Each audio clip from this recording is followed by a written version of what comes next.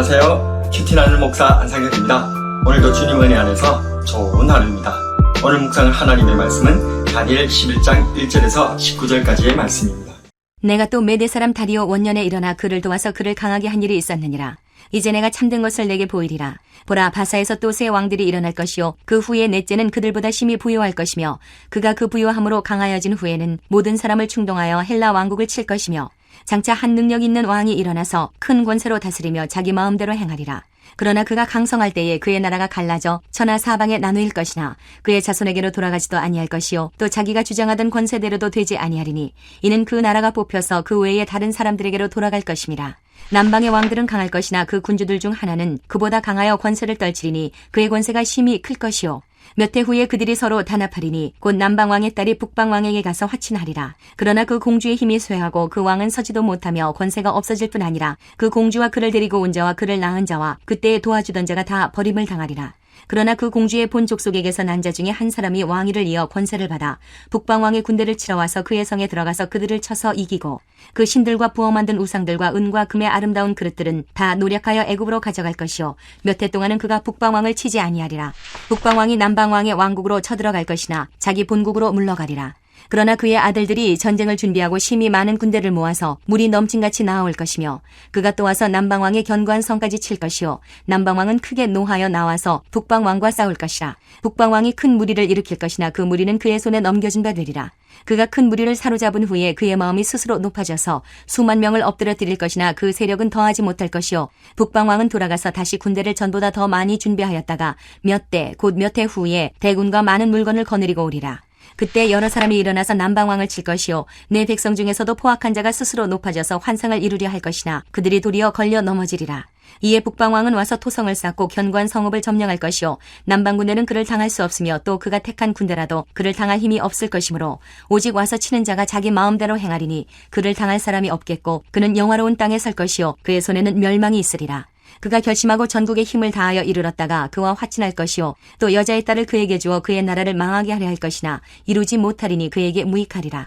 그 후에 그가 그의 얼굴을 바닷가로 돌려 점령할 것이나 한 장군이 나타나 그의 정복을 그치게 하고 그 수치를 그에게로 돌릴 것이므로 그가 드디어 그 얼굴을 돌려 자기 땅 산성들로 향할 것이나 거쳐 넘어지고 다시는 보이지 아니하리라.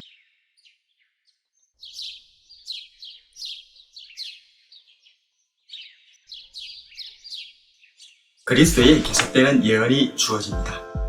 바사 제국이 헬라 제국에 의해 멸망당하고 헬라 제국은 사왕조로 분열됩니다. 그중 애굽을 중심으로 한 남방과 시리아를 중심으로 한 북방이 서로 다투는 모습이 그려져 있습니다. 먼저 2절에 바사 제국의 심히 부요하고 강한 넷째 왕은 에스더서의 아하수에로 왕, 역사적으로는 영화 300에 나오는 크세르크세스입니다.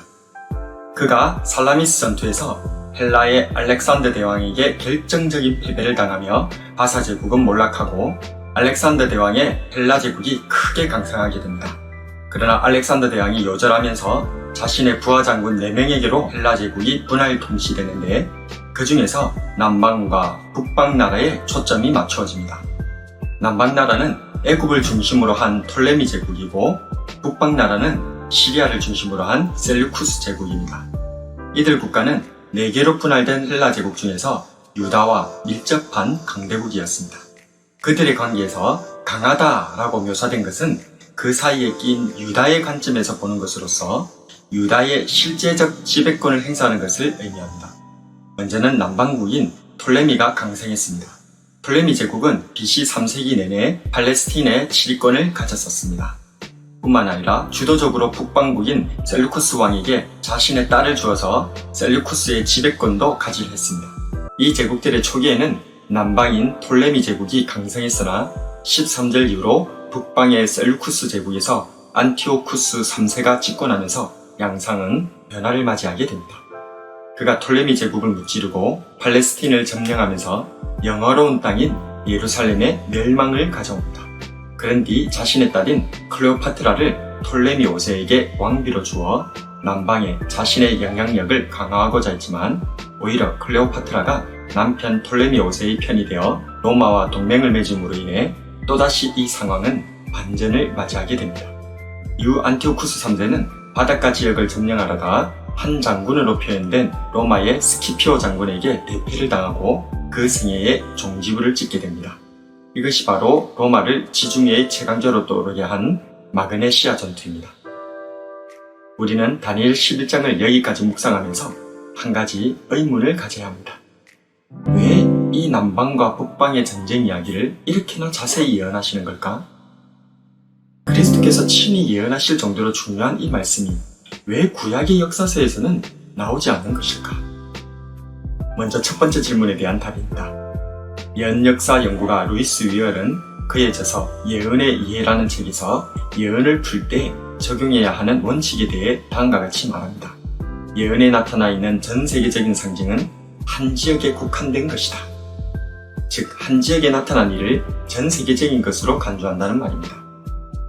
이스라엘에 관련된 모든 일들은 그것이 문자적이든지 상징이든지 간에 교회에 속한 일로 해석한다. 이란 루이스의 해석적 관점으로 볼 때 다니엘 11장의 남방과 북방의 전쟁 이야기는 비단 기원전 2, 3세기경에 예루살렘을 둘러싼 주변국들의 전쟁 이야기가 아니라 오늘날 교회를 향하신 예언의 메시지라는 것입니다. 또한 두 번째인 왜 이 중요한 말씀이 구약 역사서에서는 나오지 않는가에 대한 답변으로는 이것이 종말의 비밀과 연관되어 있기 때문이라 할 수 있습니다. 즉, 이 예루살렘을 둘러싼 남방과 북방의 전쟁, 그리고 이로 인한 예루살렘의 시련과 고난이 종말에 교회의 주변에서 일어나는 강대한 세력의 충돌과 환란을 보여주고 있다는 것입니다. 이러한 남방과 북방의 대결은 점차적으로 북방왕에게로 초점이 맞춰지고 있고 내 백성이라 불리는 일부 유다인들조차도 이 북방왕에게 정치적으로 빌붙어 환상 같은 예루살렘의 부흥을 이루려 시도하기도 하지만 이 북방왕에 의해 영화로운 땅이 멸망당함을 보여주고 있습니다.